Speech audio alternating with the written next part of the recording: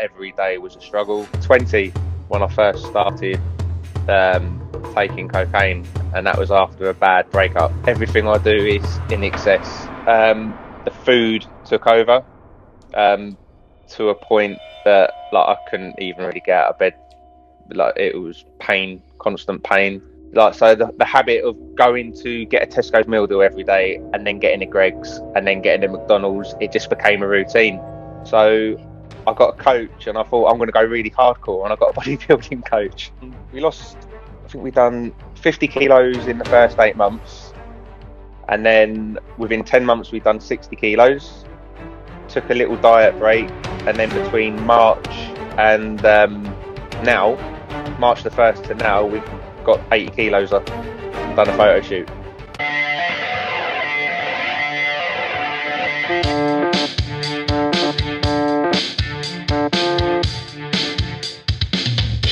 Hiya, you're right. Hi, everyone. Hello and welcome to the Steve Kalis Show. I'm Steve Kalis. I'm joined once again by Kevin Harris. Kevin, dare I ask if you're okay and that you've had a good day? I've had a good day, Steve. I've had a great day. Whoa, this is a bad omen of ill things to come. That's good. That's go back good. to being miserable if you like. Yeah, that's our dynamic. I'd appreciate that. Thanks, Kevin. And we're also joined by producer George, who is glowing with his new webcam. George, how you doing? Yeah, I'm all right, thank you. Yeah, I've had some upgrades, so yeah, I haven't quite got the microphone sorted yet, but I've got the webcam up and running, and it's looking good. It's looking pretty good. Good work, good work, good work. And our guest this evening is someone who I'm really excited to talk to, because I, as a semi-depressed, overweight man, I'm looking to this man for inspiration. So welcome to the Steve Kalis Show, Paul Barnard. How you doing, mate? Are you okay? Not bad, yes. Thank you very much for having me on. Oh, mate, it's a pleasure. So I'm going to quickly on screen now for our visual listeners. They'll see the before and after that you sent me today. And okay. I accidentally, well, I was supposed to message you and say, hey, good work, mate. But what did I say? Something like, man, you're a fucking animal. Because the work you did was incredible. Yeah, thank you. So take us back to before you're the man you are now. Okay. So take us back to the before. Who were you, and how did you get yourself in that position, and how did you feel? Give us your story. I was very, very low. That first picture was not long after I very nearly wasn't here anymore. There's a certain car park that I cannot go to the top level of still. When we go shopping, I won't let my wife drive up to the top. That is something that I need to tackle and go and do. It's on my list of things to get done. It just got to a point where I did not want to be around anymore. Every day was a struggle. That was probably 12 months after I'd given up alcohol and cocaine that I'd had a 17-year issue with. So I think I was about 20 when I first started taking cocaine, and that was after a bad breakup. I didn't take it very well. You go out with your friends, one thing leads to another, and what starts as a bit of fun on a Friday night very quickly escalates to taking over your life, as some people will know. But being an addict, everything I do is in excess. So if we're out and people are like, oh, like 10 beers, you can't drink 10 beers. Okay, I'll drink 20. And it was always like that. If someone says to me, you can't, I say, hold my beer, watch this. Well, I used to say, hold my beer, not anymore. It's 29 months clean and sober now. So that's one thing I'll get out of the way. But when I quit the booze and the drugs, the food took over to a point that I couldn't even really get out of bed. It was pain, constant pain. What was it that you were trying to? Were you trying to hide from something? Were you trying to heal something? What was it? I don't. Do you know what? Still to this day, I would blame everything on everyone and everything else. Addiction I think I don't believe addiction can be cured. I think it can be redirected. So for me, I've redirected it to something positive. And that's I now help people in the same position as me. It's habits. Habits are formed. Like, so the habit of going to get a Tesco's meal deal every day and then getting a Greggs and then getting a McDonald's, it just became a routine. And I'm not joking, this was every day. I was spending a lot of money. You're talking to your before pictures here. Yeah, it was terrible. And now, like, I get up at 3:30 in the morning every single morning, and I go and walk for an hour and a half at least. And that's just something I cannot not do. It's in me now. That's what I do. I go to the gym at the same time. I have to go to the gym. It's 5 times a week. It's very ingrained in who I am now. The woman who used to be on TV, she said that's how she dealt with her depression, was she found physical training and it really helped her. So 100%. If you were to miss, let's say there is no option, you have, how does that change your day if you miss? A lot. Yeah, I get low, definitely get low. And I suppose some people say it's obsessive. Like, it can be a bit obsessive. Yeah, it's an addiction. Yeah. It is an addiction. One for the other one now. It is. Addiction, it's swapping out like the bad addictions for the good addictions. Oh God, like one of my other addictions is animals. I breed snakes. And as long as you don't lose them, you'll be fine. No, I started off with 2. I've now got 35, so my wife's very tolerant of me. Yeah, honestly, everything I do. And I don't know if you heard, I've got a parrot sat next to me, so I do. Oh, no way! If you hear. Does he want in on the interview as well, or? Do you know what? I got him from my nan 26 years ago, and when she passed away, he come to live with me, and he swears in her voice because she used to swear. I must be, I'm really that's sorry. Right till 3 a.m. when she's like, "Get up, shit." Oh, if you hear him swearing, I can't hear him because I've got my headphones on. I'm sorry. Wow, that's great. So let me just. I want to send.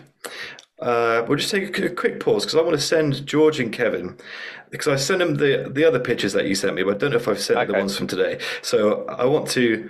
God, man, it's a different bloke. Let me just because by the way, whoever the photographer is for those second pictures, they got you. They got you back. That's some lighting. That's some good work. His name's Max Ellis, and he is one of the best photographers you will ever meet. He's great. All right, boys, Kevin and George, if you look in the chat on your phones, I'm just about to send the before picture. And here, and look at this sexy steak of a man. Look at this after picture.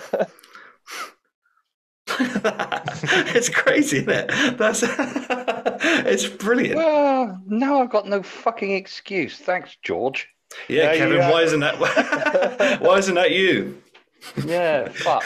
I'm going to have to get Kevin on the Stairmaster.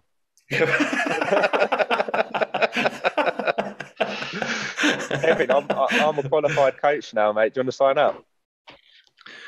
Oh, yeah, I think you lost him at internet, to be honest, mate. Because like Kev's like me, any sort of admin that leads up to having to make any decision, it's where it falls down. So now everyone's got the full context. What was the cornerstone of the change? Why did you? Because you obviously got to a certain size, did you, and think no more? Because I've been there, and the reason I ask is because I've had a million times where I think today's the day or Monday's the day, and I'm going to lose this gut, but I never had. So what was it that broke with you? It was a couple of times. So I think I told you in text I actually overdosed 3 times on cocaine, and the last time. So the first cornerstone or the first change in my life was I disappeared on a Friday night. And I think my wife had just got to a point now where she'd stopped caring because this was such a regular occurrence. I'm very lucky that she didn't just get rid of me. If I'm honest, she's very tolerant. How long have you been with your partner for? 14 years. Wow. 14 years, yeah, she's brilliant. And I came home this one Sunday and I knew I'd overdone it, massively overdone it. It'd been 36 hours of non-stop drinking and sticking crap up my nose. I couldn't breathe. My heart was literally bursting out of its chest, and at about 24 and a half stone, that's not a good combination. Yeah. I suffered from sleep apnea. So I had to wear a mask to go to sleep. And the only way I could breathe at that point was to have the mask on, because every time I took it off, I just could not breathe. And I looked at, I could see myself in the mirror. I was sat on the edge of my bed, and I could see we got a full length mirror, and I was just looking at something that I did not want to be. And I promised her, I said, I'm never, ever, ever going to drink again. And she was just like, yeah, whatever. Like, can I swear on this? Fucking No. yeah, go to town, Yes, man. yeah. She was literally, yeah, fuck off, whatever sort of thing. She just didn't care, and I knew by the look in her eye that was it. That was game over. And I never drunk or vaped or cocaine or anything ever since that day. But then the food took over, and that just food has always been my biggest addiction. I've lost 118 pounds previously, in 2015, and boxed. But then as soon as I done that, it just rebounded twice as bad. So I went up. My heaviest, I don't know what my heaviest weight is, because my scales only go up to 155 kilos, and they said error for like the first 3 weeks of my diet. That's not a good sign. That's not a good sign. Yeah. I don't know how much I actually weighed, but officially I've lost 80 kilos. I think that's just under 13 stone. What do you think you were? Wow. I must have been 25 and a half, 26 stone. My biggest waist size was 56-inch trousers. I got married in 56-inch trousers. I'm currently wearing 30s, and they're loose, so I've lost quite a bit. Wow, Jesus. I haven't worn a 30 since Buckler's Mead. No, Yeah. The whole way through school, I was in 36, 38, and 40 as I got bigger, as I got older. Wow. Yeah, so yes, so the food, and then December 2021, a massive depressive episode, and I was sat in the van, stuffing my face whilst crying, and I knew I just didn't want to be around. I'd made my decision. That was it. I was on top of a multi-story car park. I knew what I wanted to do. And for some reason, I thought, right, take your phone and your wallet out of your pocket and put them on the side so they know who you are. Even though they would have found it in my pocket down there, for some reason it just said stick it on the side. And as I'd done it, I have a habit of pressing the power button on my phone just to check my notifications. And my screensaver was a picture of my kids. And I looked at that picture in that split second, and I was like, what the fuck are you doing? You know, it hit me. I went home crying. I was just like, right, sort this out. And then I didn't know what I was going to do, so I got myself my own coach, because I know how to lose weight. I knew how to lose weight, but it's accountability. I didn't have the accountability to keep on with it. So I got a coach, and I thought I'm going to go really hardcore, and I got a bodybuilding coach, a guy called Joe Gann, and we work really, really well together. We really understand each other, and we got down. We lost. I think we done 50 kilos in the first 8 months, and then within 10 months we'd done 60 kilos. Took a little diet break, and then between March and now, March the 1st to now, we've got 80 kilos off and done a photo shoot.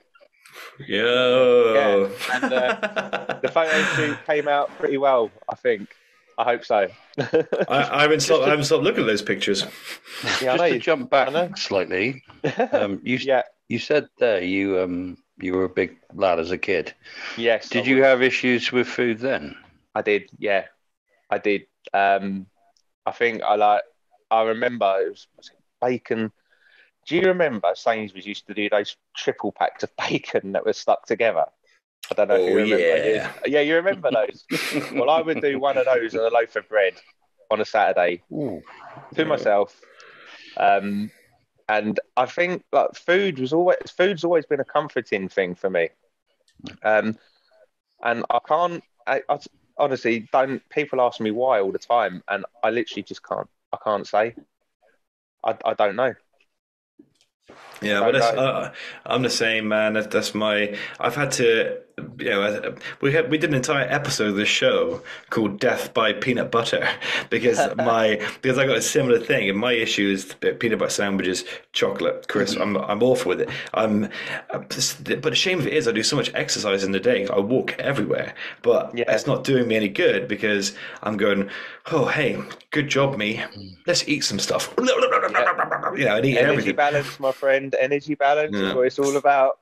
So I'm just not able to keep in a calorie deficit because I'm just piling my body with shit and salt.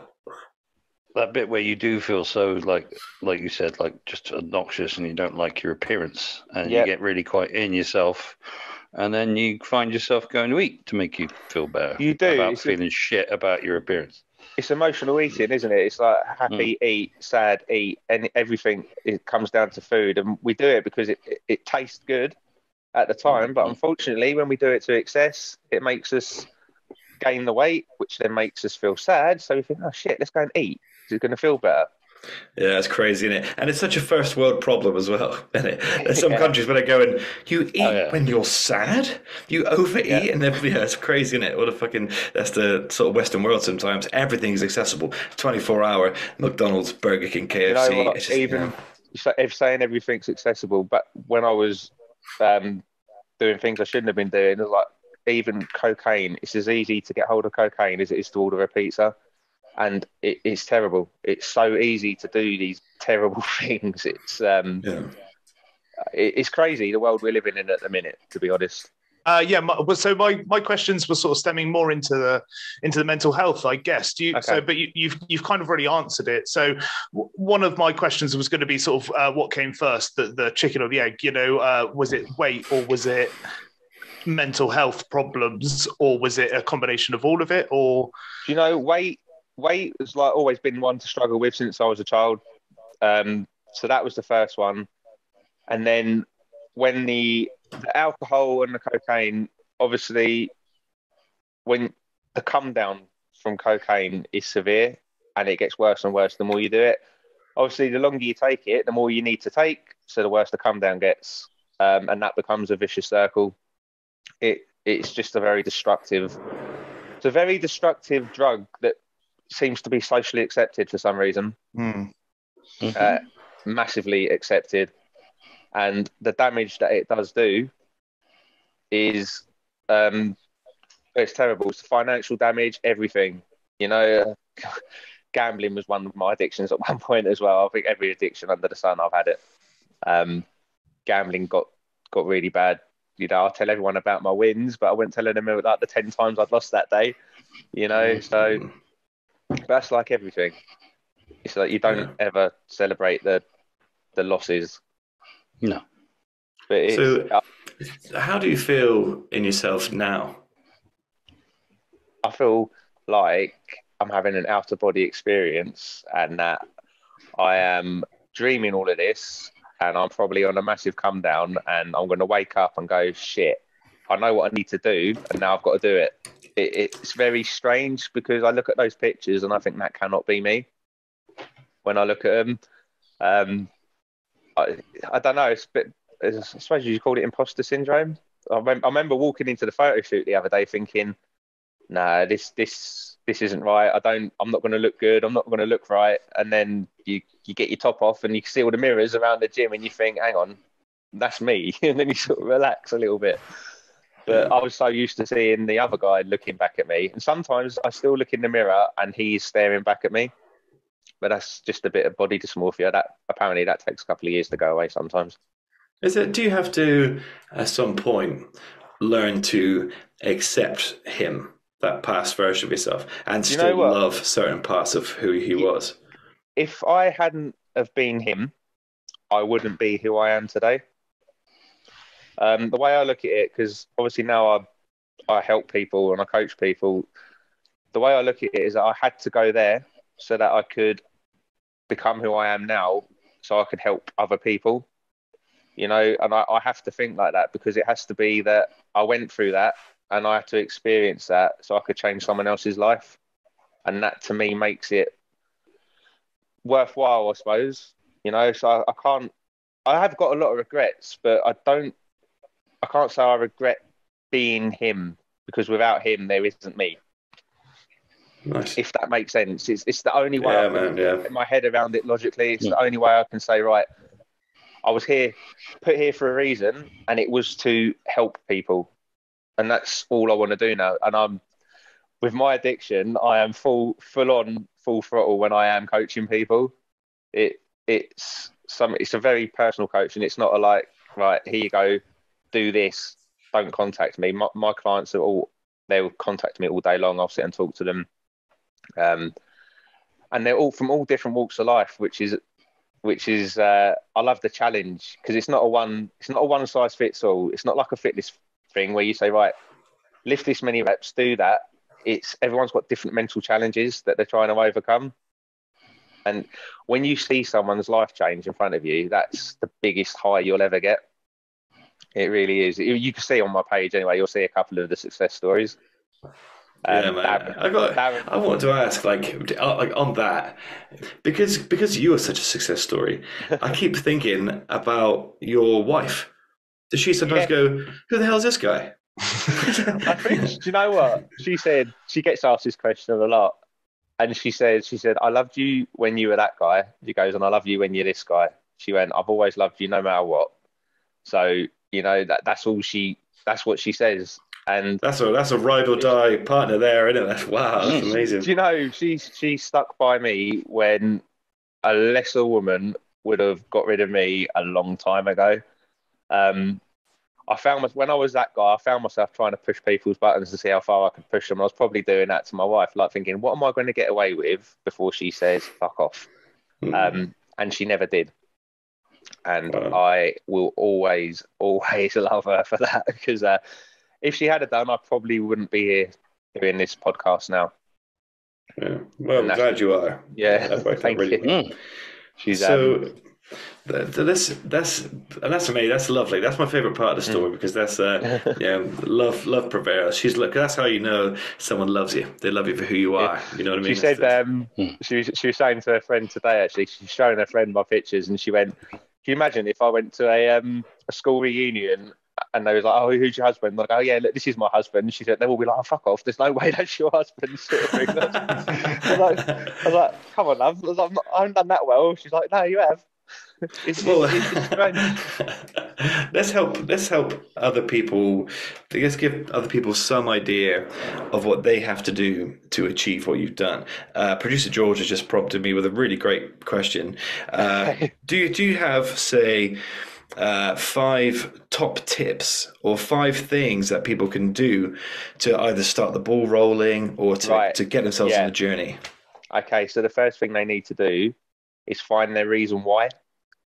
So they need to find their why, and they need to make that why strong enough so that why will overtake any excuse to quit or not to do it. It has to be really strong.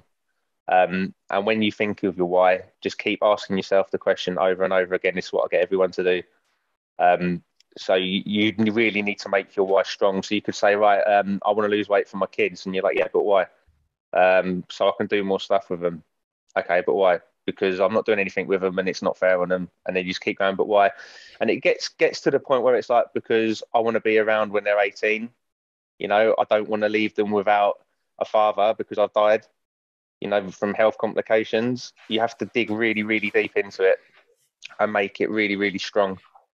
And that will help you. Like for me, that was just like, whenever I didn't fancy doing something, it's just discipline. I had to have discipline. And I would say to myself, I'd be sat on the sofa and I think, well, I've got to go and finish my steps off. And I didn't fancy it. And I was just like, discipline, just get up and go. And once you get up and start going and the habits build, then it does become easier. It really does. It doesn't feel good when you're at like minute 45 on the Stairmaster and you want to die, because that doesn't feel nice. But you don't have to take it that far. There's levels to it. I mean, the transformation from where I was to say 100 kilos, that was life changing in itself. Just being able to move and get off the sofa without having to heave myself up, like little things like that. That's important. So number 1 would be find your why. people, you've heard eat less, move more so many times, and it's energy balance. It's all it is. To lose fat, you need to be in a calorie deficit, so you can increase your step count. So if the shops are only 10, 15 minutes away, just walk. Don't get in your car. Take stairs instead of the lift. All silly little things like that. They all add up to, like, the little things add up to big changes over time. So definitely do that. Everything, tracking your calories, because not tracking what you're eating is a massive, massive thing. Because if you don't know how many calories are going in, you've got no way of knowing how much you're actually eating. So just spend a month, like, just weighing your food up and logging it, so you can get an idea of what it is you are actually eating, and you, like, find your maintenance calories and just eat slightly below that, 500 calories below that, and you'll start, like, lose a pound a week, and just be really consistent while you're doing it. You can find there's calculators online. It's called a TDEE calculator. If you type that in online and just fill out all the fields on there, just be really honest with it, and it will give you like a rough guide, a rough calorie target to hit. They're not always massively accurate, but go around that sort of area and then just adjust it accordingly until you start losing weight. How many was that? 3? Just give it 3. Lift weights. Right? Don't just start running or going on a treadmill. We're not hamsters in a wheel, just going on the treadmill. Lift weights. That's going to be more beneficial. Don't want to. As we get older, lifting weights becomes a lot more important. And plus, I think what happens is a lot of people lose weight and they don't look like they want to look because they haven't lifted weights at all. I call it, you get like the deflated balloon look, because you've literally just starved yourself. You've starved yourself. You lost all your muscle mass, and I think they call it skinny fat, and lifting weight. You can't win. Yeah. No, you can't. But you got lifting weights. It's got mental health benefits as well, massively. Like lifting weights for me, I just zone out for an hour and a half, and it's you against you. And that's the last one. Don't compare your journey to anybody else's. It's just you against you. Okay, as long as you are slightly ahead of yourself every single day and you don't go backwards, that's the most important thing. Just try and beat yourself every day. And don't care what anyone else is doing, because if you start focusing on what someone else is doing, you're going to get disheartened. And don't compare your day one to someone else's like day 1 million, because like they've been doing it for years. You're just starting. You've just got to stay consistent with it. That's damn fine advice. Thank you, Paul. No worries. Is there anything else that you want people to know? I mean, is there anything else that you think people should be aware of? Yeah, no matter how low you are or where you are, or if you think it's game over or you can't do something, get that thought out of your head, because you can literally achieve or do anything you set your mind to. The mind is the most powerful tool. If you tell your mind where you want to go, it will take you there. You've just got to control it. You really do, and I'm living proof of that. If you you haven't shown it yet. You see my before picture. There's no one on this planet that would have said that man would become the other man, and that was with no surgery. Okay, that was with not starving myself at all. I ate very well. I don't think I dropped below 2,500 calories the whole way through. It's quite a lot of calories, but my expenditure was high because I like to walk. But you can do it, no matter how low you think you are. It might take time. This was 18 months work, like solid work, but you can turn it around.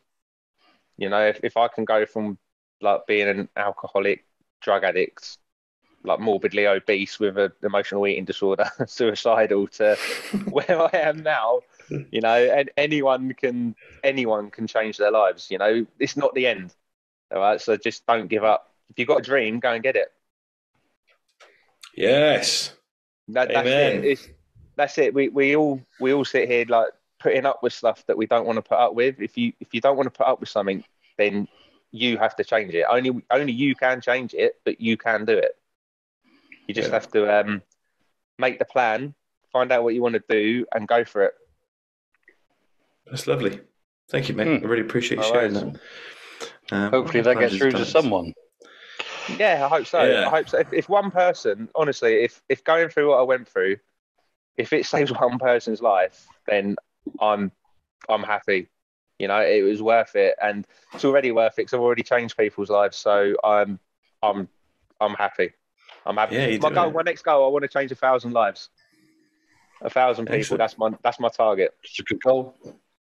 Yeah, but like you can achieve that by not being specific, because you could like change it for the worse and bomb a place. You know what I mean? You could just like set fire to a hospital. Yeah. I could do that. I could do that. Kill one surgeon. Yeah. That wouldn't quite be what I was planning on doing. You know? No, don't do that. Yeah, He's going for. Sorry. Yeah, you're right. I would be.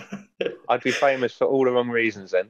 Yeah, that's true. Well, listen, man, you've motivated me. I think you're a lovely fella, and you're a great communicator too. You're podcasting natural, and I hope that all the stuff that you're doing takes off for you, because it is the most dramatic transformation I've ever seen. So it's just a case of it's just a case of getting people's eyes on you, and then they're there. That's it. You know? That's it. You know, I'm if anyone out there knows social media and wants to help me, I'll give you free coaching.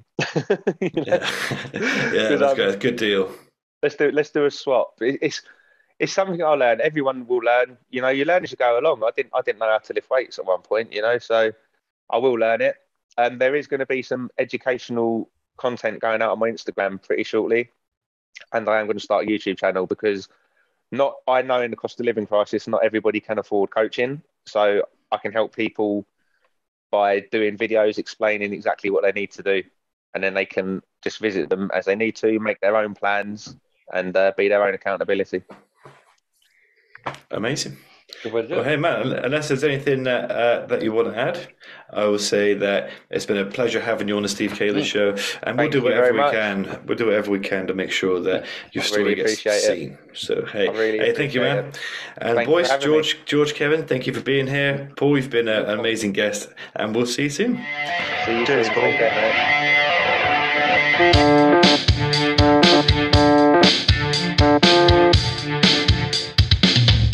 Hiya, you're right. Hi, everyone.